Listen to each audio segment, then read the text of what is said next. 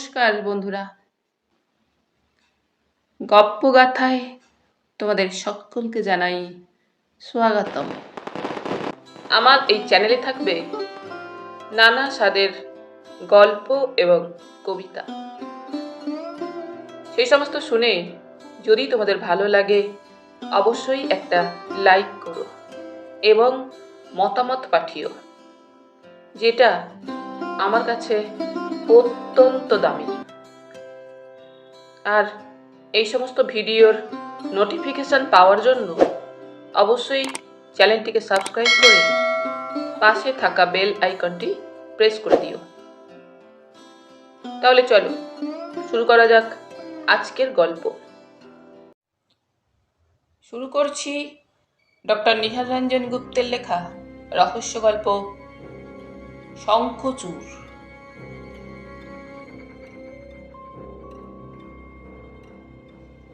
বাইরে আকাশ কালো করে মুষলধারায় বর্ষণ চলছিল।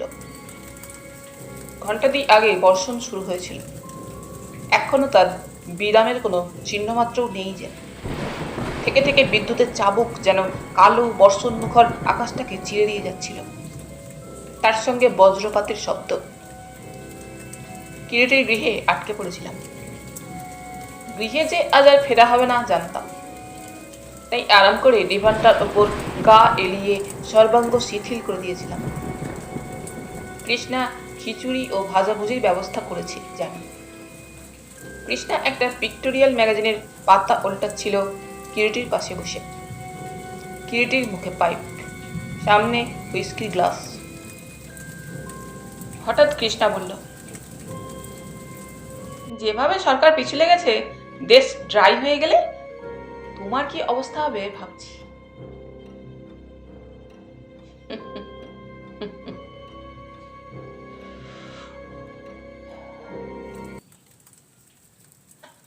চিনি আমার চিন্তামণি যোগাবেন কৃষ্ণা, মা ভৈষী। মানে কর্নেল বসতো, তা তিনি বা পাবেন কোথায়? পাবেন পাবেন, ভদ্রলোকটিকে তুমি চেনো না। আমার প্রতি তার ভালোবাসা প্রগাঢ়, অতএব ও চিন্তা আমি করি না। জীবনের বাকি কটা দিন কেটে যাবে, আর কটা দিনই বা।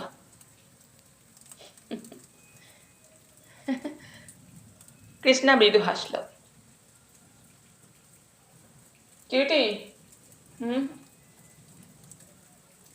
তোর জীবনের কোনো একটা কাহিনী বল, যা আমার শোনা হয়নি, জানা হয়নি।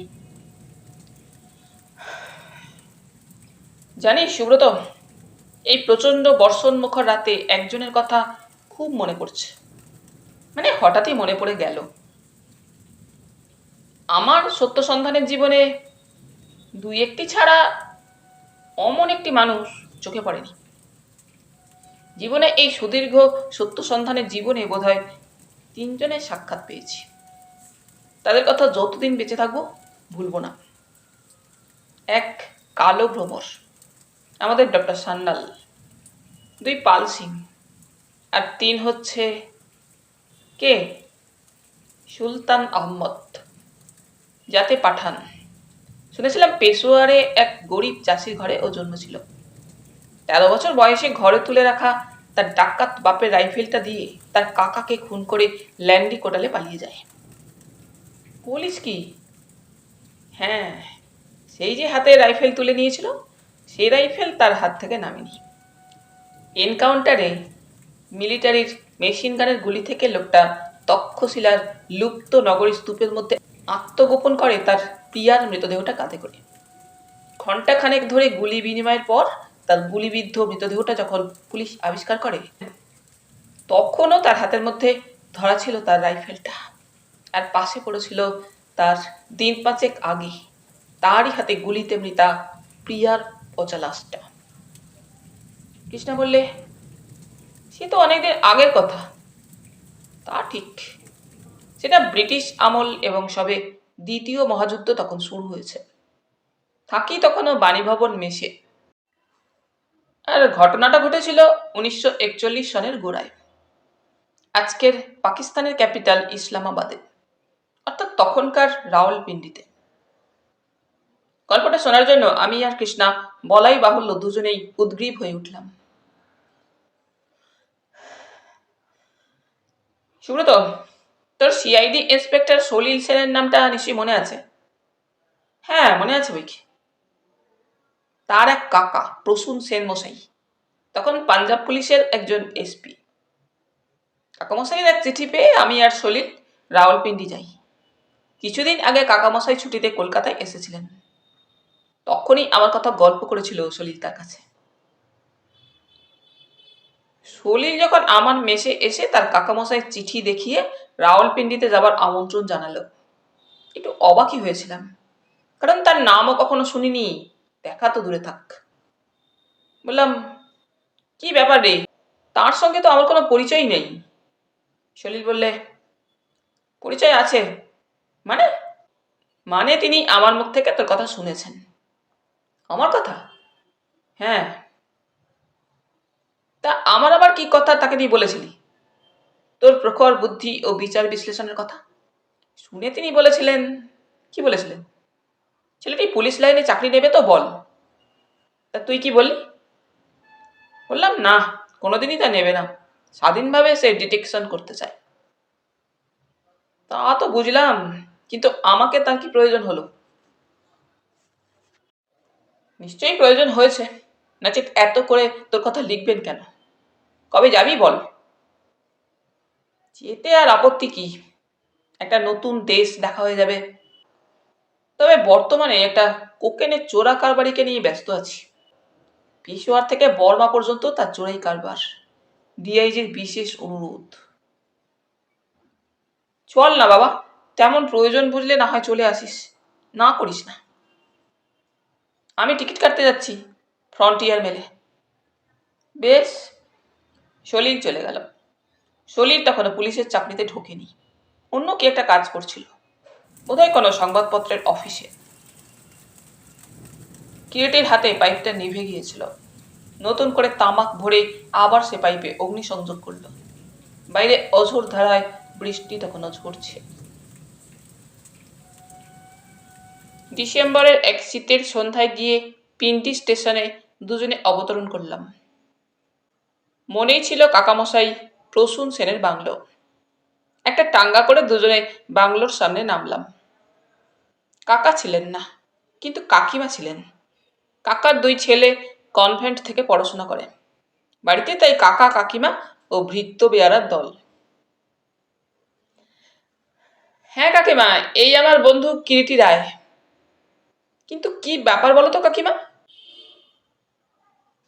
হঠাৎ কাকা আমাকে কিরিটিকে সঙ্গে নিয়ে এখানে আসবার জন্য জরুরি পত্রাঘাত করলেন কেন? কাকিমা বেশ মোটাসোটা গিন্নি বান্নি গোছের এক মহিলা, বললেন, তা তো জানি না। জানো না? সলিল বললে। না রে, শুধু একদিন সুলতান আহমদের কথা বলতে বলতে। সুলতান আহমদ? কে এসে? কে জানে বাপু, শুনছিলাম তোর কাকার মুখে একটা দুর্ধর্ষ চোরা কারবারি। ওই নামটা কিন্তু কাকিমার মুখ থেকে শোনার সঙ্গে সঙ্গেই কান দুটো আমার খাড়া হয়ে উঠেছিল, কারণ কলকাতায় যে মানুষটার চোরাই কারবার ধরার জন্য আমি ব্যস্ত ছিলাম, তার নামটা ওই সুলতান আহমদ। লোকটা একটা পাঠান, প্রচন্ড দুর্ধর্ষ। সর্বত্র তার নাকি গতিবিধি, এবং তাকে পুলিশ আজ পর্যন্ত স্পর্শ করতে পারেনি। বাঘা বাঘা পুলিশ অফিসারদের ঘোল খাইয়ে ছাড়ছে ভারতবর্ষের সর্বত্রই প্রায়। আমি বললাম, কাকিমার মুখের দিকে তাকিয়ে। কি নাম বললেন কাকিমা? সুলতান আহমদ? হ্যাঁ। সলিল আমায় বললে, তুই নামটা শুনেছিস নাকি কিরিটি? আমি সলিলের কথার কোনো জবাব দিলাম না। সুলতান আহমদের কথাই তখন আমি ভাবছি। সে সুলতান আহমদ নয় তো, যার চেহারাটা মাত্র ফটোতে দেখেছি ডিআইজির কাছে? বয়স মনে হয় 26-27-এর বেশি নয়। পাতলা দোহারা গঠন, চেহারা দেখলে দুর্ধর্ষ কোনো পাঠান বলে মনেই হয় না। মুখখানা কিছুটা লম্বাটে ধরনের, ধারালো চিবুক, প্রশস্ত কপাল, চোখ দুটো নিরীহ গোবেচারির মতো, শান্ত, উদাস। উদাস কিছুটা যেন চোখের দৃষ্টি। পরনে পেশোয়ারি কুর্তা, তার উপর জরির কাজ করা একটা ওয়েস্ট কোট, মাথায় পাগড়ি, মোটমাট ভারী সুশ্রী চেহারা। ওই চেহারার একটা লোক যে একটা দুর্ধর্ষ ক্রিমিনাল, দেখে আদৌ বোঝবার উপায় নেই। ডিআইজিকে বলেছিলাম, এই আপনাদের খতরনাক ক্রিমিনাল চোরা কারবারি সুলতান আহমদ? হ্যাঁ Kiriti, this is the person. এই ফটোর কপিটা তুমি রাখো। ডিআইজি এক কপি ফটো আমায় দিয়েছিলেন। ফটোটা আমার সুটকেসেই ছিল তখন। তারপর আমি শুধালাম। কিরিটি বলতে লাগলো,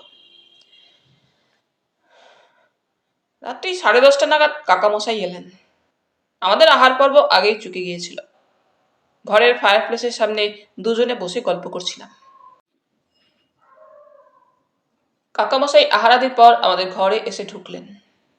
তারপর কাকামশাই একটা চেয়ার টেনে আমাদের পাশে বসলেন।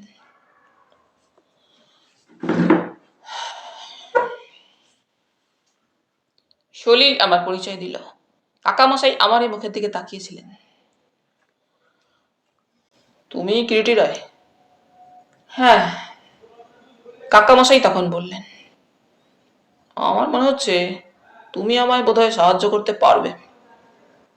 এবারে বলি, কিরিটি, কেন তোমাকে ডেকে পাঠিয়েছি? একটা দুর্ধর্ষ স্মাগলার, যার কর্মক্ষেত্র ল্যান্ডিকোটাল থেকে সর্বত্র ছড়িয়ে আছে, মানে সুদূর সেই বর্মা পর্যন্ত। অথচ আশ্চর্য কি জানো কিরিটি, ওটার বয়স খুব একটা বেশি নয়, 26-27-এর মধ্যেই হবে। রোগা দোহাদা চেহারা, কিন্তু অসম্ভব ক্ষিপ্র।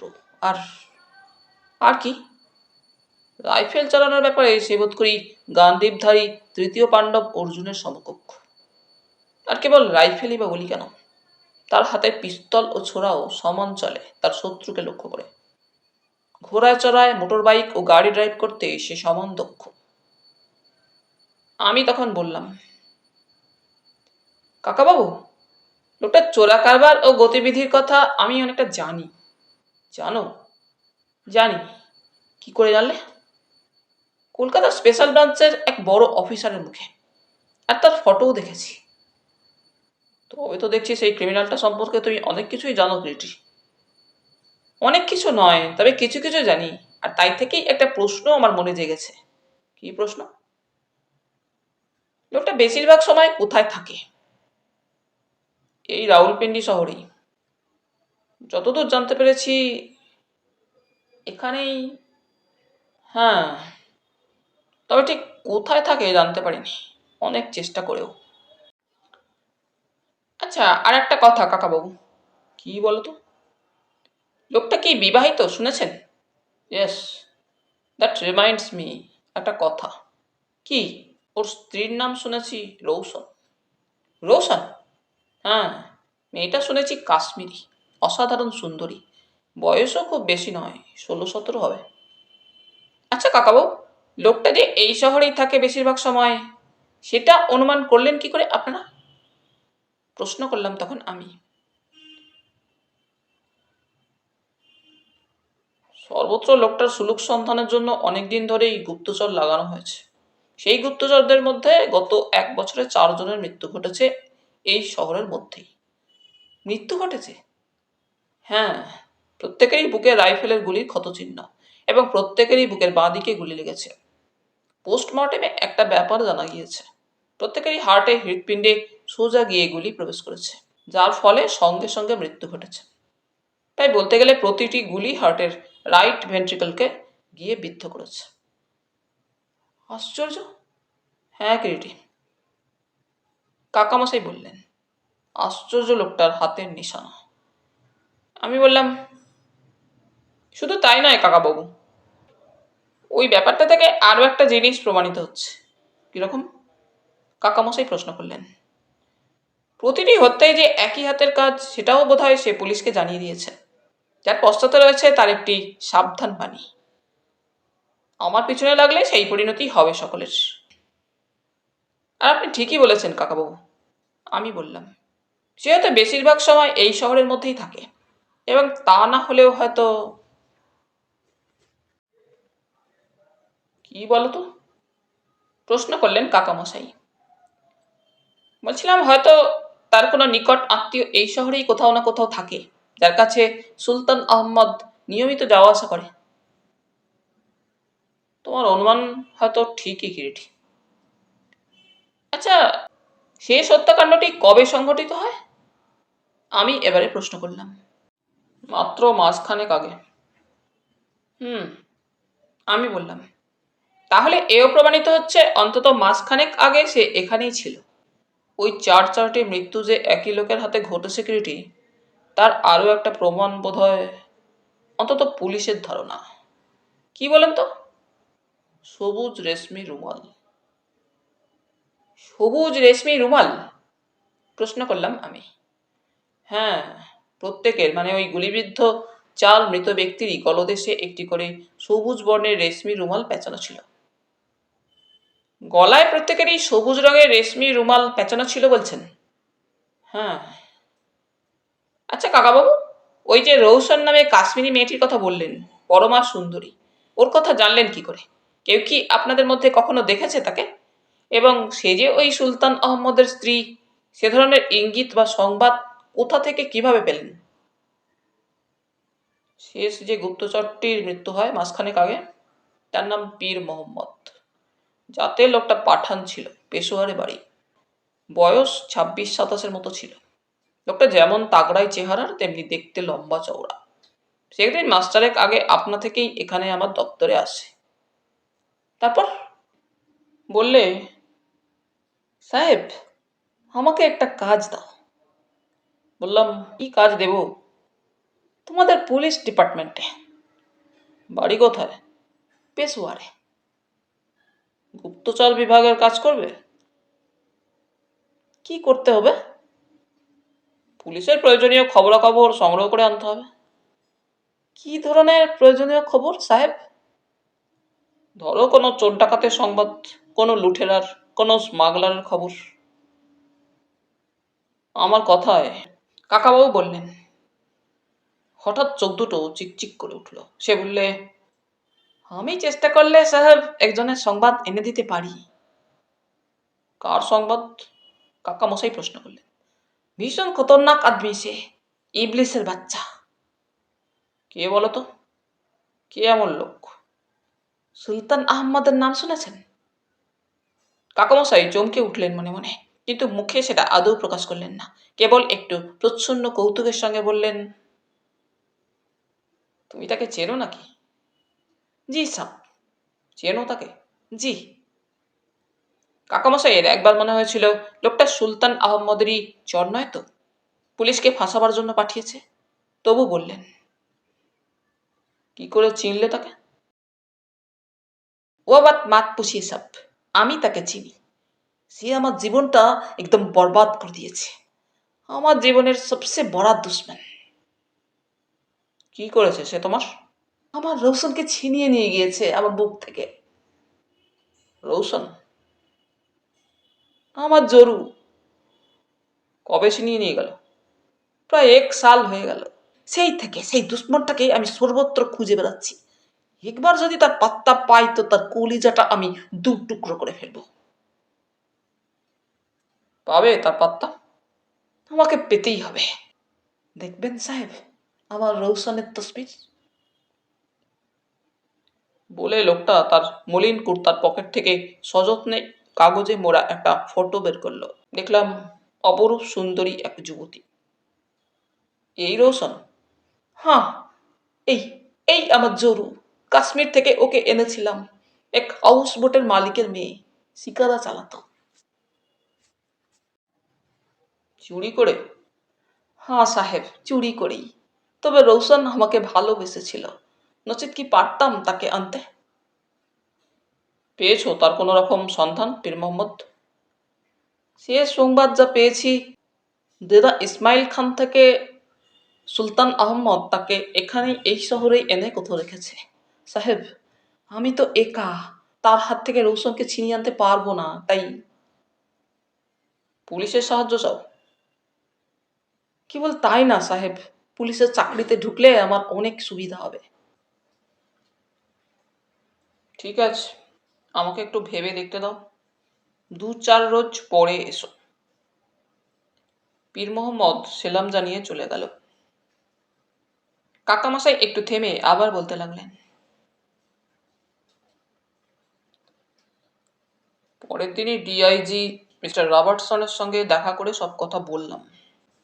মিস্টার রবার্টসন সঙ্গে সঙ্গে রাজি হয়ে গেল তাকে সিপাইয়ের একটা চাকরি দিতে। দিন তিনেক বাদে পীর মোহাম্মদ এলে তার চাকরি হয়ে গেল। আমি তাকালাম কাকামশাইয়ের মুখের দিকে। তারপর চাকরি নেবার 3 মাস বাদে একদিন সে এসে আমার সঙ্গে দেখা করলো। কি খবর পীর মোহাম্মদ? সন্ধান পেয়েছি সাহাব। পেয়েছো? হ্যাঁ। কোথায়? আরো কিছুদিন আমাকে সময় দিতে হবে, তারপর এসে সঠিক সংবাদ দেব। তবে এটা জানুন, সে ঘন ঘন এই শহরে আসে। তাই নাকি? হ্যাঁ, কিন্তু তার দলের লোকেরা তো নয়। এমনকি কাক পক্ষীতেও জানতে পারে না তার আসার খবর। আচ্ছা, আমি চলি সাহাব, শিগগিরই আবার মোলাকাত হবে। সালাম। পীর মোহাম্মদ চলে গেল। তারপর আমি প্রশ্ন করলাম, আবার কবে এলো সে? বিষণ্ণভাবে ঘাড় দোলালেন কাকামশাই। বললেন, না কিরিটি, আর সে আসেনি। আর তার সঙ্গে আমার দেখা হয়নি। দেখা হলো মাসখানেক বাদে ক্যান্টনমেন্ট এরিয়া, মানে আমাদের বড় সাহেব ডিআইজি রবার্টসনের বাংলোর কাছাকাছি একটা ইউক্যালিপটাস গাছের তলায়, বুকে গুলিবিদ্ধ, গলায় সবুজ রঙের রেশমি রুমাল।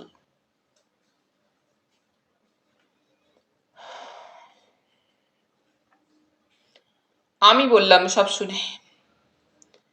বড় সাহেবের বাংলোর কাছাকাছি পীর মোহাম্মদের মৃতদেহটা পাওয়া গেলেও নিশ্চয়ই সেখানে তাকে হত্যা করা হয়নি। অন্য কোথাও হত্যা করে ওখানে মৃতদেহটা ফেলে দিয়ে গিয়েছিল সম্ভবত। তাই আমাদেরও ধারণা কিরিটি। এই পর্যন্ত বলে কিরিটি থামল।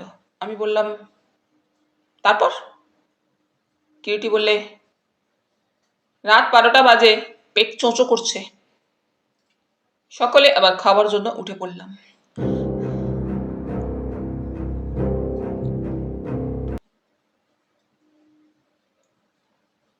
খাওয়া দাওয়ার পর কিরিটি বলেছিল, বাকিটা আরেকদিন শুনিস।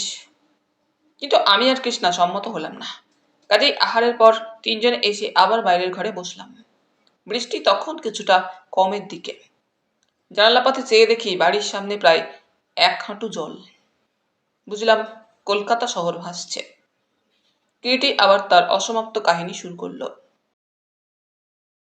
পীর মোহাম্মদের মৃত্যু সংবাদটা দেবার পর কাকামশাই বললেন, এই সুলতান আহমদের একটা কিনারা করবার জন্যই তোমাকে ডেকে আনিয়েছি কিরিটি। বড় সাহেবকে তোমার কথা বলেছিলাম, তিনি সম্মত হলেই তোমাকে চিঠি দিয়ে আনিয়েছে। আমি তখন বললাম, কলকাতায় আমিও সেখানকার পুলিশের বড় কর্তার অনুরোধে ব্যাপারটা নিয়ে চিন্তা শুরু করেছিলাম কাকাবাবু। বোধহয় এখান থেকেই সেখানে সাহায্য চাওয়া হয়েছে। আমি সেটা জানি, জানতাম না কেবল তোমার সাহায্য তারাও চেয়েছেন। তা কিছু জানতে পেরেছো? না, কোনো কুলকিনারাই যেন পাচ্ছিলাম না। এখন আপনার কাহিনী শুনে মনে হচ্ছে লোকটার একটা কিনারা হয়তো করতে পারবো। কিন্তু লোকটা সাংঘাতিক টাইপের দুর্ধর্ষ কিরিটি। সে তো বোঝাই যাচ্ছে। শুধু দুর্ধর্ষ নয় কাকাবাবু, অসাধারণ চতুর ও বুদ্ধিমান। তবে যে বুঝতে পারছি লোকটার একটা দুর্বলতাও আছে। উইক পয়েন্ট তার চরিত্রের মধ্যে বলতে পারেন। কি বলতো? প্রশ্ন করলেন কাকামশাই। লোকটার মেয়ে মানুষের ওপরে আসক্তি। তুমি কি বলতে চাও কিরিটি? আমি মৃদু হেসে বললাম, বলতে এই মুহূর্তে আমি কিছুই চাই না কাকাবাবু।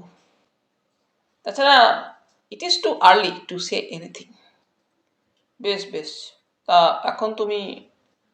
আমি বাধা দিয়ে বললাম, 2 দিন আমাকে ভাবতে দিন। তবে একটা কাজ আপনাকে করতে হবে কাকাবাবু। কি বলতো? রেল স্টেশনে, বাস স্ট্যান্ডে, সর্বত্র প্লেন ড্রেসে কতগুলো বিশ্বস্ত লোককে পাহারায় রাখুন এবং তাদের ফটো দেখিয়ে ভালো করে চিনিয়ে দিন সুলতান আহমদকে। একটা করে ফটোর কপি প্রত্যেককে দিতে পারলে আরো ভালো হয়, যাতে করে লোকটাকে দেখা মাত্রই তারা আইডেন্টিফাই করতে পারে, তাই তো? হ্যাঁ, তবে লোকটা যদি ছদ্মবেশ ধারণে পারদর্শী হয়, তাকে হয়তো চট করে স্পট আউট করতে পারা যাবে না। তবু সাবধানের মান নেই। সেদিনকার মতো অতঃপর আসর ভঙ্গ হলো। আমরা যে যার শয্যায় আশ্রয় নিলাম। যাই হোক, 2 দিন নয়, 4টে দিন আমি শুয়ে বসেই কাটিয়ে দিলাম। বাংলা থেকে কোথাও বের হলাম না। 5ম দিনে কিন্তু বেরোতেই হলো সুব্রত। কেন? আবার একজন লোক নিহত হলো। নিহত হলো? হ্যাঁ সুব্রত, একটা প্লেন ড্রেস গুপ্তচর। সেই আগের মতোই বাঁ দিকে ঝুঁকে রাইফেলের গুলির ক্ষতচিহ্ন ও গলায় সবুজ রেশমি রুমাল।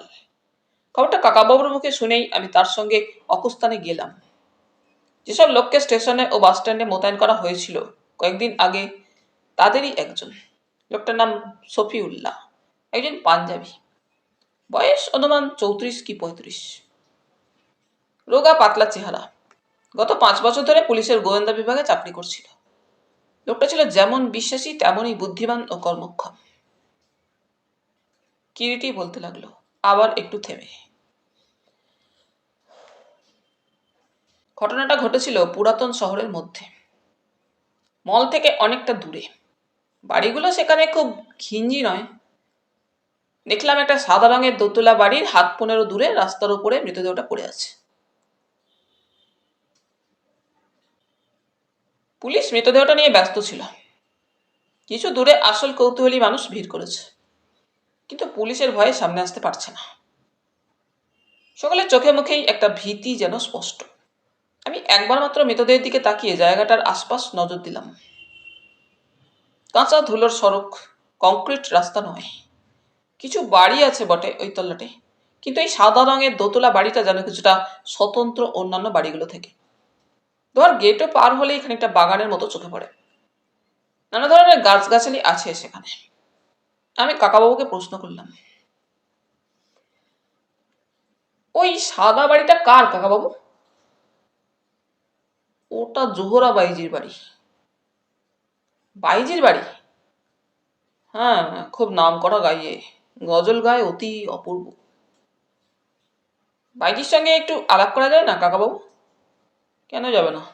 কিন্তু কেন বলো তো? বাইজির সঙ্গে আলাপ করতে চাও কেন? এমনি। এখনই যাবে? না, এক্ষুনি না। আজ সন্ধ্যার পর যদি হয় তো ভালো হয়। কিন্তু সন্ধ্যার পর তো সুবিধা হবে না কিরিটি। কেন? ওর বাড়িতে রোজ সন্ধ্যার পর মাইফেল বসে। শহরের সব রহিস লোকেরা গান শুনতে আসে। তা হোক, আপনি বরং একটা কাজ যদি করতে পারেন তো ভালো হয়। কি বলো তো? লোক পাঠিয়ে একটা সংবাদ দিয়ে রাখবেন যে আমরা যাব ওর বাড়িতে সন্ধ্যার পর। বেশ তো। ওই সময় কালো রঙের একটা অস্ট্রিন গাড়ি দেখা গেল ওইদিকে আসছে। গাড়িটা পাশ দিয়ে চলে গেল। এবং ঠিক সেই সময় চলন্ত গাড়ির জানালা পথে চকিতের জন্য একটি অপরূপ সুন্দরী নারীর মুখ দেখতে পেলাম।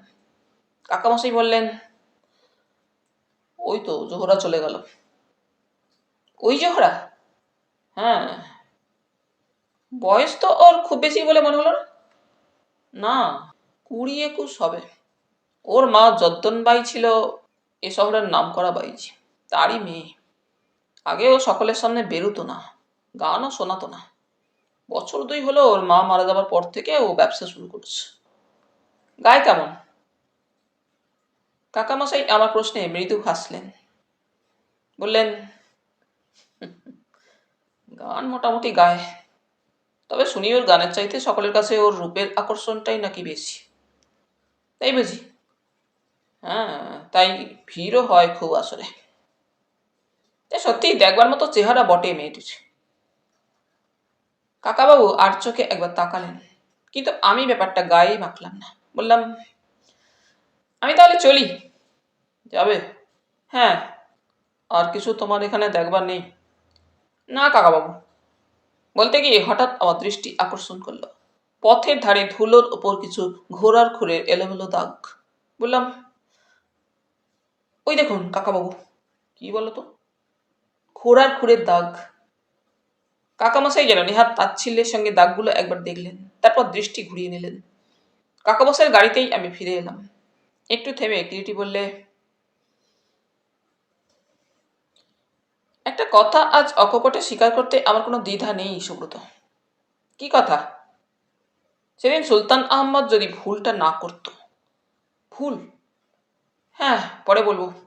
যাকে কথা হচ্ছে, সে সেদিন ওই ভুলটা যদি না করত, তবে হয়তো অত তাড়াতাড়ি ওর মৃত্যু ঘনিয়ে আসতো না। আমাকে হয়তো সেদিন শুধু হাতেই ফিরে আসতে হতো। সুলতান আহমদের পাত্তাও কেউ কোনোদিন পেত না। এই কথা কেন বলছিস কিরিটি? প্রশ্ন করলাম আমি। বলছি এই কারণে যে এই পাঞ্জাবি যুবকের মৃত্যুর মধ্যে দিয়েই সুলতান আহমদের ভাগ্যে শনি প্রবেশ করেছিল। যাকে যা বলছিলাম, সলিল বাড়িতেই ছিল। আমাকে ফিরে আসতে দেখে প্রশ্ন করলো, কি হলো এত তাড়াতাড়ি ফিরে এলে যে কিরিটি? বললাম, দেখা হয়ে গেল তাই চলে এলাম। দেখা হয়ে গেল সবকিছু? হ্যাঁ, আমার যা দেখবার ও জানবার ছিল দেখে এলাম, জেনে এলাম। সলিল, বলো। আজ এক জায়গায় গান শুনতে যাব। গান শুনতে যাবে? তা কোথায়? জোহরা বাইজির গৃহে। বাইজির গান শুনতে যাবে? কেন হে, তোর কোনো আপত্তি আছে নাকি? সময়টা বেশ আনন্দেই কেটে যাবে। যাবে নাকি আমার সঙ্গে? না ভাই, রক্ষে করো। কাকা শুনলে কি হবে? না, বলছিলাম মানুষটা অত্যন্ত মরালিস্ট। তাই নাকি? হ্যাঁ, পুলিশের চাকরি করেছেন এতদিন ধরে, কিন্তু কখনো একটা পয়সা ঘুষ নেননি আজ পর্যন্ত কারো কাছ থেকে। অন্যায় করেছেন মানে? দেখো, যে পূজার যে মন্ত্র বা যা উপাচার, না মানলেই গোলমাল। কাকা জানতে পারলে কথাটা। কাকাবাবু জানেন? জানেন? হ্যাঁ, বলেছি তাকে। তা কি বললেন কাকাবাবু? ব্যবস্থা করবেন বলেছেন। সত্যি বলছো? মিথ্যে যে নয়, সন্ধ্যার পরই জানতে পারবে। ঠিক সন্ধ্যায় নয়, রাত 9:15 নাগাদ গেলাম জোহরার গৃহে। কাকাবাবুর কাজ ছিল কিছু, সেরে আসতে একটু বিলম্ব হয়ে গিয়েছিল। জোহরা বোধহয় সেদিন আমাদের যাবার কথা শুনেই তার আসর শেষ পর্যন্ত বসায়নি। সারা বাড়িটা নীরব, নিস্তব্ধ। গাড়ি থেকে নেমে গেট দিয়ে ভিতরে প্রবেশ করলাম। কাকামশাই আগে আগে, তার পশ্চাতে আমি। কাকামশাই মুখের দিকে তাকিয়ে বুঝেছিলাম জোহরার গৃহে ওই রাত্রে যাবার ব্যাপারটা তিনি ঠিক সহজ মনে মেনে নিতে পারেননি। আমার প্রস্তাবে যেন তার মনের মধ্যে এতটুকু সাই ছিল না, অথচ প্রস্তাবটা তিনি অস্বীকারও করতে পারছিলেন না। তাই বোধ করি ভেতরে ভেতরে তিনি একটু অস্বস্তি বোধ করছিলেন। তিনি একবার বলেও ছিলেন, জোহরাবাইজির ওখানে গিয়ে কি হবে? তুমি কি মনে করো কিরিটি সে তোমার এই ব্যাপারে কোনো প্রকার সাহায্য করতে পারবে? আমি বলেছিলাম, কোনোই হয়তো লাভ হবে না, তবে সেখানে যাওয়ার কি প্রয়োজন? কিন্তু তার সঙ্গে দেখা করে দুটো কথা বলতেও তো কোনো ক্ষতি নেই কাকাবাবু। তা নেই, তবু কি তুমি মনে করো তোমাকে সত্যি কোনো কথা জানলে ও বলবে? তা হয়তো বলবে না। আমি তবু তাকে জিজ্ঞাসা করতে চাই, কাল রাত্রে কোনো সময় সে কোনো গুলির আওয়াজ পেয়েছিল কিনা। ওই তল্লাটে তো সে কথা সকলকেই জিজ্ঞাসা করা হয়েছে, কেউ তো কিছু শুনতে পায়নি। তাই আমার মনে হয়েছে হয়তো লোকটাকে অন্য কোথাও হত্যা করে ওইখানে সে ফেলে রেখে গিয়েছে একসময়। তা বিশেষ করে ওইখানেই বা ফেলে গেল কেন মৃতদেহটা? প্রশ্নটা আমার মনে প্রথম থেকে জাগলেও একটিবারও উচ্চারণ করিনি কাকাবাবুর সামনে। তখনও চুপ করেই রইলাম। আমাদের সারা পেয়ে একজন দাসী বের হয়ে এলো। आइए सब, भाई आपको इंतजार कर रहे हैं। क्या भाई जी बैठा है? जी आइए, पधारिए। অতঃপর দাসী জোহরা যে ঘরে বসেছিল সেই ঘরে আমাদের নিয়ে গিয়ে প্রবেশ করল। ঘরটি মূল্যবান আসবাবপত্রে সুসজ্জিত। দামি দামি সব কৌশ দেওয়ালের দুধারে, মেঝেতে দামি পারস্য কার্পেট বিছানো, তারই মাঝখানে গাঢ় রক্তবর্ণ ভেলভেটের গালিচার উপর বসে জোহরা। ঘরের মধ্যে ফায়ার প্লেস জ্বলছে। ঘরের বাতাস বেশ উষ্ণ, আরামপ্রদ। বাইরের প্রচন্ড ঠান্ডা থেকে ভিতরে প্রবেশ করে বেশ আরাম বোধ হয়। রূপ বটে বাইজির, যাকে বলে সত্যিকারের চোখ ঝলসানো রূপ। পরনে সালোয়ার কামিজ, গায়ে সোনালি জরির কাজ করা একটা কালো রঙের দামি শাল, লম্বা কেশ বিনুনি করা। সামনে একটা তানপুরা শোয়ানো অবস্থায় রয়েছে। হাঁটু মুড়ে বসে জোহরা তানপুরার তারে মৃদু অঙ্গুলি সঞ্চালন করছিল। আমাদের পদশব্দে মুখ তুলে তাকালো, তারপরে উঠে দাঁড়িয়ে কুর্নিশ করল। पधारिए सब। ये गरीब खाना में आप जैसा आदमी कैसे शुक्रिया अदा करूं? তোমার নাম জোহরা? কাকামশাই গম্ভীর গলায় প্রশ্ন করলেন। জি জনাব। কাল রাতে তুমি ঘরেই বোধহয় ছিলে ভাইজি? জি। গান বাজনার আসর বসেছিল? নেই। কেন? হঠাৎ ওই কেনর উত্তরে আমার মনে হলো বাইজি একটু থতমত খেয়ে গেল। কেমন বিব্রতভাবে তাকাতে থাকে বাইজি। কাল গানের আসর তাহলে বসেনি? না। কত রাত্রে কাল নিদ গিয়েছিলে? আমি একটু রাত করেই শুই, তা বোধহয় 12টা হবে তো। এবার মাঝখানে আমি প্রশ্ন করলাম, অত রাত্রে এ পাড়াটা বেশ নিঝুম হয়ে যায় না? হ্যাঁ বাবুজি, রাত 9টার পরই চুপচাপ হয়ে যায় একদম পাড়াটা, বিশেষ করে এখন তো শীতের রাত। আবার আমি প্রশ্ন করলাম, কাল রাতে কোনো গুলির আওয়াজ পেয়েছিলে শুনতে? গুলি নেই তো বাবুজি। পাওনি? আবার আমি প্রশ্ন করলাম, পাওনি শুনতে একটা মানুষের চিৎকার? না। সুলতান আহমদের নাম শুনেছ বাইজি? প্রশ্নটা করে আমি বাইজির মুখের দিকে তীক্ষ্ণ দৃষ্টিতে তাকালাম। মনে হলো আমার বাইজি যেন কেমন বিমুঢ়, দ্বিধাগ্রস্ত।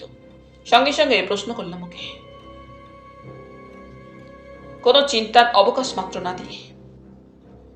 সে তো মধ্যে মধ্যে তোমার এখানে আসে। দেখলাম বাইজির দুই চোখে কেমন যেন একটা অসহায় ভীতি স্পষ্ট হয়ে উঠেছে। আমি বললাম, কোনো ভয় নেই তোমার বাইজি, বলো যা জানো। বাবুজি, আমি... বাইজির মুখের কথাটা শেষ হলো না। বদ্ধ কাতের শাসি ঝনঝন শব্দে গুঁড়ো হয়ে গেল, আর গুলি এসে বাইজির বাম বক্ষে বিদ্ধ হলো। বাইজি লুটিয়ে পড়ে গেল লাল জাজিমের উপরে, রক্তে ভিজে যাচ্ছে তখন সে। আমরা বিমুঢ়, হতবাক, কি করব বোধগম্য হচ্ছে না।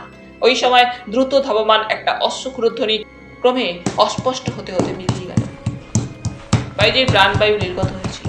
তার ফুলুণ্ঠিত রক্তাক্ত মৃতদেহটার দিকে তাকিয়ে কাকামশাই মৃদু কণ্ঠে বললেন, I never dreamed of it. চলো কাকাবাবু, ওই দাসীকে সঙ্গে নিয়ে চলুন। এবারে আর কাকামশাই কোনো প্রতিবাদ জানালেন না। দাসীকে সঙ্গে করে গাড়িতে উঠলেন। প্রথমেই থানায় গেলেন। কয়েকজন কনস্টেবল জোহরার বাড়িতে পাঠাবার ব্যবস্থা করলেন অবিলম্বে। তারপর আমার নির্দেশে দাসীকে সামনে আনা হলো। দাসী তখন ভয়ে কাঁপছে। কি নাম তোর? মারিয়াম। কতদিন বাইজির বাড়িতে কাজ করছিস? প্রশ্ন করছিলাম আমি বাংলাতে। একজন সিপাহী উর্দুতে ওকে প্রশ্ন করে তার জবাবটা আমাকে তর্জমা করে করে শোনাতে লাগলো। 4 সাল হুজুর। সুলতান আহমদ ওখানে প্রায়ই আসতো না? সুলতান আহমদ কে? আমি চিনি না। আমি তখন সুলতানের ফটোটা ওকে দেখালাম। বললাম, এই আদমিকে চিনতে পারছিস? জি। এ আসতো না মধ্যে মধ্যে বাইজির ঘরে? আসতো বাবুজি। কাল রাতে এসেছিল? এসেছিল। বিকেলেই একতলা পাঠিয়েছিল সে আসবে রাত্রে 10টার সময়, তাই বাইজি আসর বসায়নি। ওই লোকটা তো বাইজিকে পেয়ার করতো, তাই না? তা জানি না, তবে ও এলে বাইজির ঘরে খিল পড়ে যেত। কারো ভিতরে যাবার হুকুম ছিল না। কাল কত রাত্রে সে এসেছিল? জানি না। জানিস না? না, আমাদের রাত 9টা বাজতেই বাইজি ছুটি দিয়ে দিয়েছিল। আমাদের কথা শেষ হলো, কিরিটি বলতে লাগলো। একটা গাড়ি থানা কম্পাউন্ডে প্রবেশ করলো। হাবিলদার এসে কাকাবাবুকে ও থানা অফিসারকে সেলাম করলো। থানা অফিসার শুধালেন, কি সংবাদ ইসমাইল খান, সেখান থেকে চলে এলে কেন? তোমাকে বলেছিলাম না পাহাড়ে থাকতে হবে। लेकिन सब वो कोठी में तो कोई नहीं। नहीं नहीं, कोई लाश भी नहीं। কাকামশাই কিছুক্ষণ স্তব্ধ হয়ে রইলেন, তারপর মরিয়মের দিকে তাকিয়ে প্রশ্ন করলেন, তো বাইজির জেবর ছিল না? ছিল হুজুর, বহু সোনা দানা হিরে জহরত ছিল, নগদ রূপায়াদি ছিল। কোথায় থাকতো সেসব? বাইজি শোবার ঘরে, লোহার সিন্ধুকে। চাবি? সব সময় বাইজির কাছেই থাকতো হুজুর। সকলে পরস্পর পরস্পরের মুখ সাহসই করল। হাবিলদার সাহেব, কাকামশাই ডাকলেন। হুজুর, সে বাড়িতে পাহারায় কোনো সেপাই রেখে আসুনি হাবিলদার? কাকামশাই শুধালেন। এসেছি, 5 জন আছে পাহারায় সাহেব। কথাটা বলে কাকামশাই আমার মুখের দিকে তাকালেন। আমার মাথার মধ্যে তখন একটি কথাই ঘুরপাক খাচ্ছে, জোহরার লাশটা উধাও হয়েছে, এবং ব্যাপারটা তো একটিমাত্র সম্ভাবনার দিকে অঙ্গুলি নির্দেশ করছে।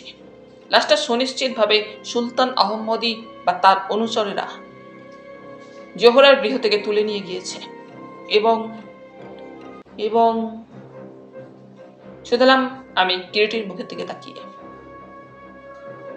সুব্রত, কিরিটি বললে, এও এই সঙ্গে আমি স্থির নিশ্চিত হয়েছিলাম সুলতান আহমদ পিন্ডি ছেড়ে এখনো কোথাও যায়নি। আর আর কি?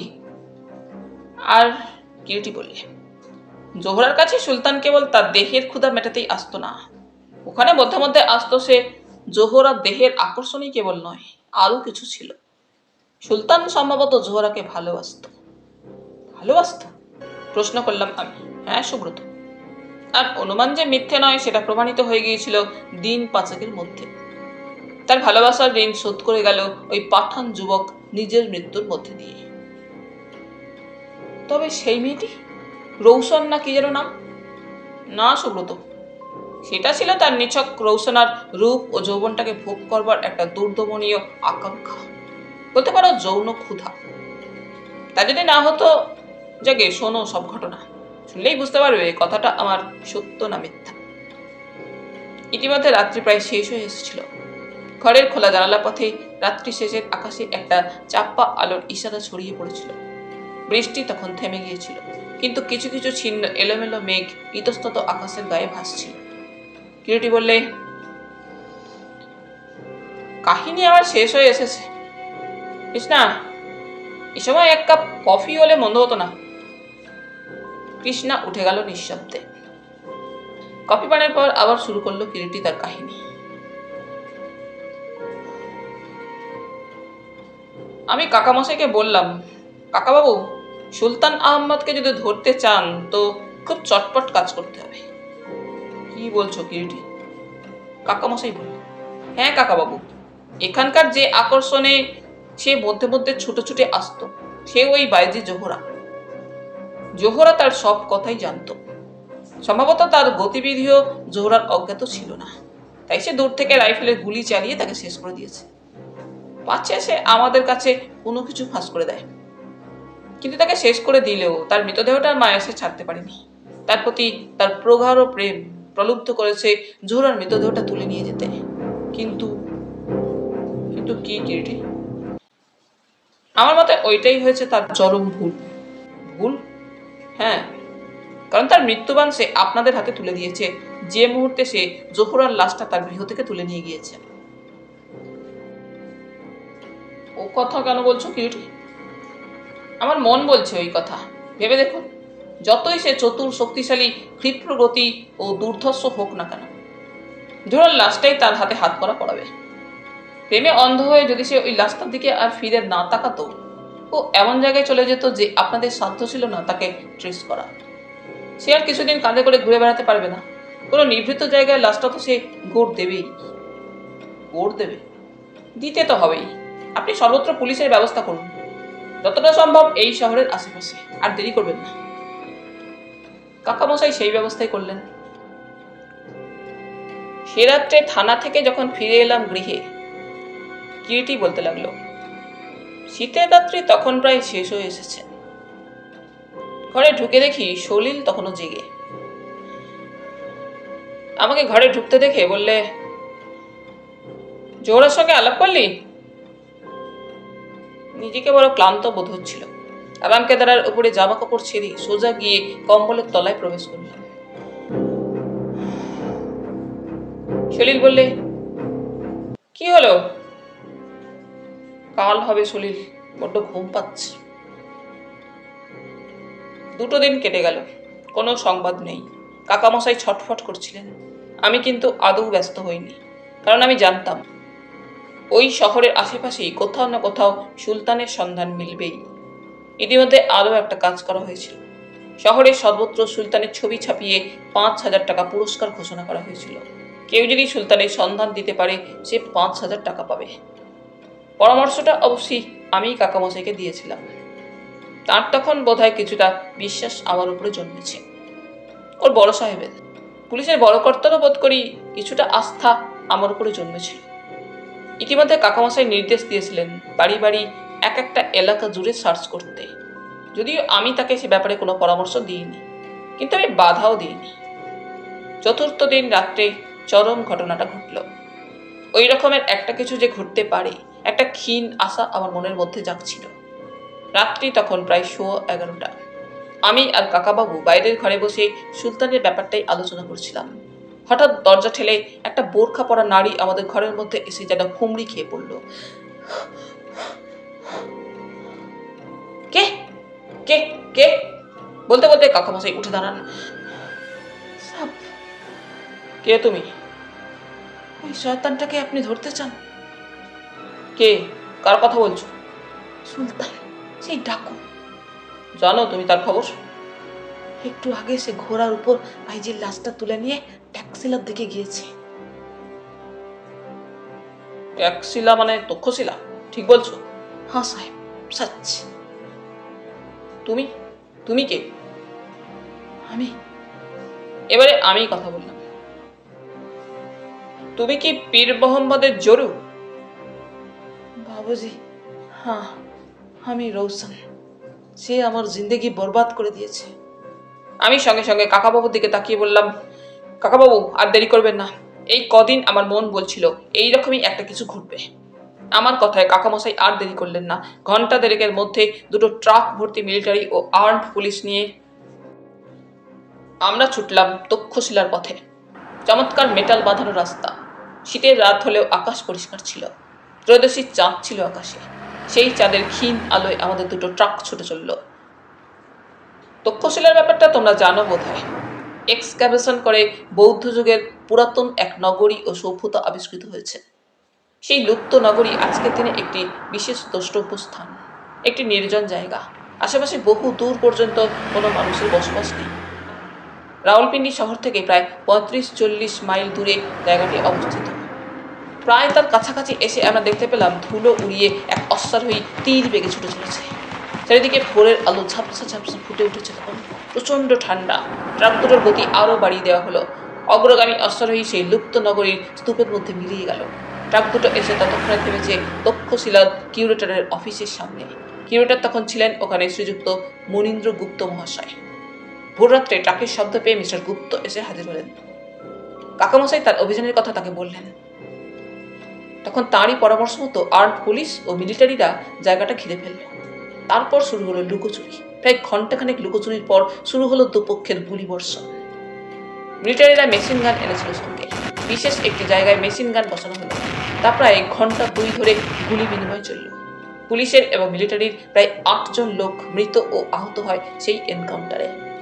অবশেষে একসময় গুলি থামল এবং প্রায় আধ ঘন্টা ধরে অনুসন্ধানের পর একটি দালানের মাথায় সুলতানের গুলিবিদ্ধ মৃতদেহটা আবিষ্কৃত হলো।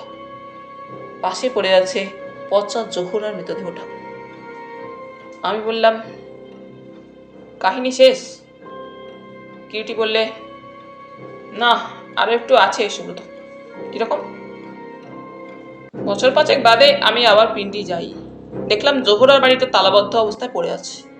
আর কিংবদন্তি শুনলাম ওই বাড়ির চারপাশে মধ্যরাত্রে অনেকে নাকি এক অশ্বারোহীকে ঘুরে বেড়াতে দেখেছে, এবং ওই বাড়ির ভিতর থেকে শোনা যায় নারী কণ্ঠের গান। আমি বললাম, তা তুমি যে সুলতানকে ধরতে পারবে বুঝেছিলে কি করে? জোহরাকে গুলি করে মারার পর তার লাশটা সে তুলে নিয়ে গিয়েছিল। তাতে করে দুটো ব্যাপার আমার কাছে স্পষ্ট হয়ে গিয়েছিল। এক, জোহরাকে সে ভালোবাসতো, আর দুই, জোহরার মৃতদেহটা নিয়ে চট করে অন্যত্র চলে যেতে পারবে না। সে ওই শহরে তখনও আছে, যে কারণে তার ছবি ছাপিয়ে পুরস্কার ঘোষণা করা হয়েছিল, এবং আমার অনুমান যে মিথ্যা নয় তাও প্রমাণিত হয়েছিল। কৃষ্ণা শুধালো, আর রৌশন? কিরিটি বললে, সেটাও আমি অনুমান করেছিলাম আমার কথিত পূর্বের ওই দুটি ব্যাপার থেকে। এখন একমাত্র রৌশনই সরকারকে জানাতে পারে সুলতান কোথায় আছে। কেন? নারীর পথে নারীর সহজাত হিংসা, সেটাই ছিল আমার হাতে শেষ দুরূপের তাস। কৃষ্ণা আবার বললে, রৌশনের কি হলো? জানি না, কারণ পরের দিনই রাত্রের গাড়িতে আমি কলকাতায় ফিরে আসি। একটু থেমে আবার কিরিটি বললে, ছোটবেলায় গায়ের বাড়িতে একটা শঙ্খচূড় সাপ দেখেছিলাম। অমন সুন্দর অথচ ভয়ঙ্কর একটা জিনিস আমি খুবই কম দেখেছি জীবনে। সুলতান আহমদের কথা মনে হলেই আমার মনে পড়ে সেই শঙ্খচূড় সাপটার কথা। তাহলে বন্ধুরা, আজ এখানেই শেষ করলাম। আবার ফিরবো পরের পর্বে। তোমরা সকলে খুব খুব ভালো থেকো। ধন্যবাদ।